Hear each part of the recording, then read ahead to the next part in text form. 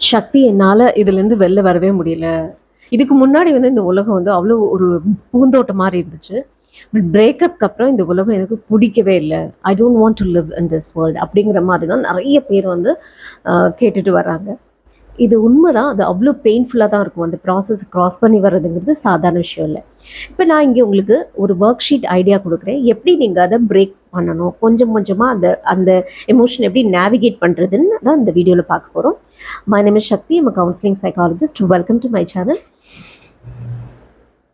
First list out என்ன மாதிரி emotion உங்களுக்குள்ள கோ த்ரூ பண்ணிட்டு இருக்கீங்கன்னு லிஸ்ட் அவுட் பண்ணுங்க. லாங்கிங்னா ஒரு ஏக்கம். யாராவது நல்ல கப்பல்ஸ் பார்க்கும்போது ஒரு ஏக்கம் வரலாம், இல்லை நீங்கள் லோன்லியாக ஃபீல் பண்ணும்போது அந்த ஏக்கம் வரலாம். ஜஸ்ட் ரைட் டவுன் அந்த பர்டிகுலர் ஃபீலிங் என்ன எமோஷனோ அதை எழுதிட்டு அதுக்கு 1 to 10 எவ்வளோ தூரம் வந்து இன்டென்சிட்டி இருக்குது, எதனால வந்து அது